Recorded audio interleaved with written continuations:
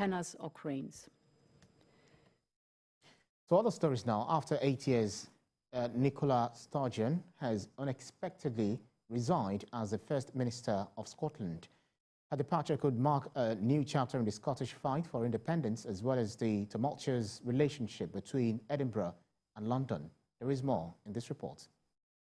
On Wednesday, the search for a new First Minister of Scotland has begun after Nicola Sturgeon's surprise decision to stand down after more than 8 years on the job.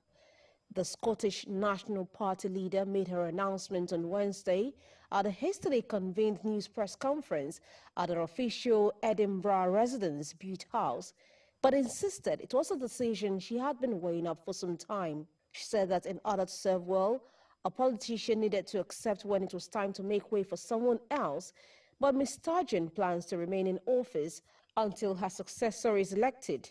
And so today I am announcing my intention to step down as First Minister and leader of my party. I have asked the National Secretary of the SNP to begin the process of electing a new party leader, and I will remain in office until my successor is elected. I know there will be some across the country who feel upset by this decision and by the fact I am taking it now. Of course, for balance, there will be others who will, how should I put this, cope with the news just fine. Such is the beauty of democracy. The SNP's National Executive Committee will meet on Thursday evening to draw up a timetable for a leadership race. With no obvious successor, the party's first leadership contest in nearly 20 years could see a debate on future direction and strategy. In a resignation speech, Ms. Sturgeon said her party had an array of talent who could replace her as First Minister.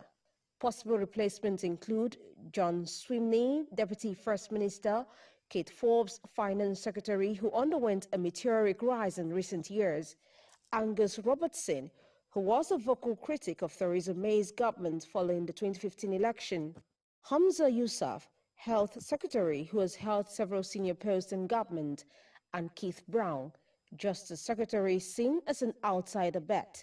Ms. Sturgeon said her departure was not in response to the latest period of pressure, which has included controversies over gender recognition reforms, trans prisoners, and the strategy on independence.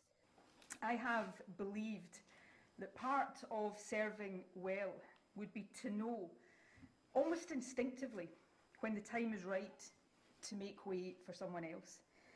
And when that time came, to have the courage to do so, even if to many across the country and in my party it might feel too soon.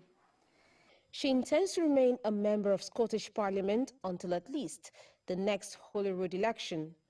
The Scottish ruling body will now also have to decide on whether to go ahead with a special conference due to take place in March to discuss Ms. Sturgeon's strategy of using the next general election as a de facto independence referendum. Us here on World